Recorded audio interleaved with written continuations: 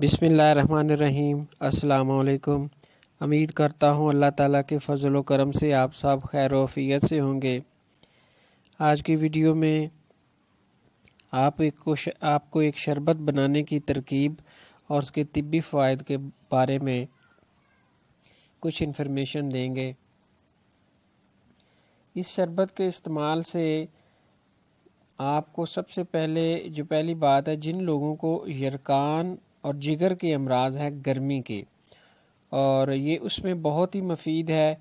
जैसे कि अगर जिनको पीला यरकान हो जाता है, वो शदीद गर्मी के बाइस होता है, तो ऐसे मरीज़ों को जहाँ यरकान के साथ साथ दीगर अलामात होती हैं, वहाँ उनको बिल्कुल भूख उनकी बंद हो जाती है और उनको मतली और कै की कैफियत होती है और किसी चीज़ को खाने को दिल नहीं करता। इस शरबत के इस्तेमाल से वो उनकी मतली और कै ख़त्म हो जाती है और उनको भूख लगना शुरू हो जाती है। और ये शरबत आप खाने से पहले, ऐसे मरीज़ों को खाने से आधा पौना घंटा पहले देंगे। अगर आप इसके 4 चम्मच 1 गिलास पानी में उनको खाने से पहले दें और आधा पौना घंटा बाद जब हल्की भूख लगना शुरू हो जाए, उसके बाद खाने के बाद जो भी मेडिसिन वो इस्तेमाल करे, यरकान की जो आपका मालिज दे वो इस्तेमाल करे। तो इससे क्या होगा कि एक तो जो ऐसे मरीज़ को मतली और कै होती है वो ख़त्म हो जाएगी, उसको भूख लगना शुरू हो जाएगी। और इसके अलावा इसका एक और फ़ायदा ये है कि इसके इस्तेमाल से जो पेट और अंतड़ियाँ हैं वो नरम हो जाती हैं और उनमें ये मलयन की कैफियत पैदा करता है। उनमें जो कब्ज़ और रद्दी मवाद होता है वे ये उसको खारिज करने लगता है। और इसके इस्तेमाल से जिन लोगों को बहुत ज़्यादा प्यास लगती है, घबराहट होती है, वो इसको ज़रूर इस्तेमाल करें। इससे प्यास लगना ख़त्म हो जाती है और जो घबराहट है इसमें इसका बहुत ज़्यादा फ़ायदा है। जिन मरीज़ों को गर्मी में और शिद्दत गर्मी से दिल घबराता है, वो इसको अगर इस्तेमाल करें तो ये खाने के 10 मिनट के अंदर मतली, कै, दिल की घबराहट और प्यास, ये चारों अलामात सिर्फ 10 मिनट के अंदर ठीक हो जाती हैं। ये तमाम इसके फ़वाइद हैं। और अब आपको ये बताता हूँ कि ये कौन लोग इस्तेमाल नहीं कर सकते, कौन से अमराज हैं जिनमें ये शरबत इस्तेमाल नहीं कर सकते। लेकिन इससे पहले आपको मैं इसका जो नुस्खा है वो आपको बता दूँ। इसमें आपने जी अनारदाना लेना है 50 ग्राम, इमली साफ़ सुथरी लेनी है 50 ग्राम, आलू बुखारा खुश्क वो भी 50 ग्राम लेना है, और ज़ीरा सफ़ेद वो लेना है जी 25 ग्राम। इन चारों चीज़ों को आपने पानी में भिगो देना है। 3-4 घंटे इनको पानी में भिगो के रखें। उसके बाद इसको साफ़ हाथों से थोड़ा सा मलें और चूल्हे पे चढ़ा दें। जब ये पकना शुरू हो जाए तो इसको, जब पानी आधा रह जाए तो इसको आप नीचे उतार के इनको अच्छी तरह छान लें।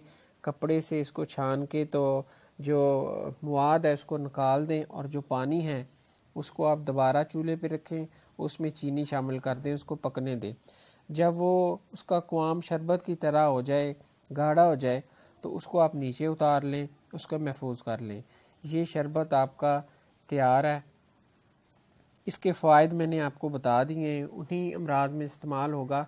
लेकिन कुछ ऐसे अमराज जिनमें ये नुकसानदेह साबित हो सकता है, उसका जानना आपका नहायत ज़रूरी है। क्योंकि इमली और आलू बुखारे की चटनी और शरबत आजकल लोग इस्तेमाल करते हैं, लेकिन उनके इसके फ़वाइद या इसके नुकसानात का पता नहीं है।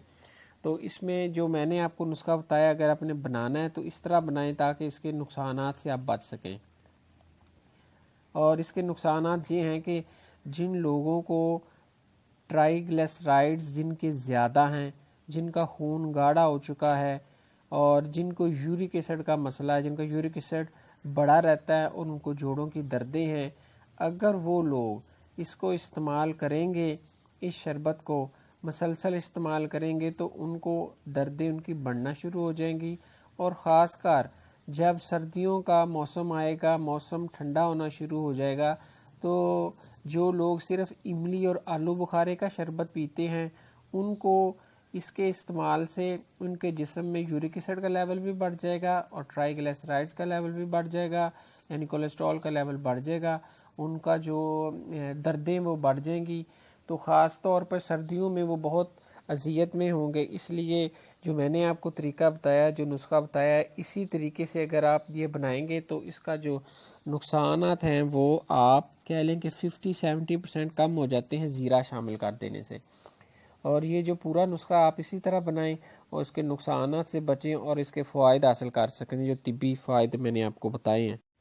اور اس کا ایک اور فائدہ جو رہ گیا تھا وہ بھی سن لیں کہ اس میں جن بچوں کو بھوک نہیں لگتی، وہ اکثر آج کل جو سلانٹیاں ملانٹیاں کھاتے رہتے ہیں، اس کی وجہ سے ان کو بھوک نہیں لگتی، ان کے جگر متاثر ہو جاتے ہیں، اور فاسٹ فوڈ لوگ یہ کھاتے ہیں، چپس آلو کی کھاتے ہیں، سموسے پکوڑے، اس سے جگر کے جو وہ متاثر ہونا شروع ہو جاتا ہے، اس کے لیے یہ آپ استعمال کر سکتے ہیں۔ لیکن اس میں ان بچوں کو جب یہ سیرپ دیں تو ان کو شربت بنا کے ضرورت نہیں، ویسے چمچ میں دیں اور اس میں تھوڑا سا نمک ڈال لیں ہلکا سا، تو وہ اس کا ٹیسٹ اچھا ہو جائے گا تو بچے استعمال کر لیں گے۔ اس طرح کرنے سے بچوں کو جن کو بھوک نہیں لگتی ان بچوں کو بھوک لگنا شروع ہو جائے گی۔ یہ تھا جی بہترین ہربل کا نسخہ جو میں نے آپ کو یہ صدقہ جاریہ کے طور پر میں نے دیا۔ آپ لوگ اس کو بنائیں، استعمال کریں اور دعاؤں میں یاد رکھیں۔ انشاءاللہ تعالی ملتے ہیں جی کسی نیکسٹ ویڈیو میں۔ اپنا خیال رکھیے گا۔ السلام علیکم ورحمۃ اللہ وبرکاتہ۔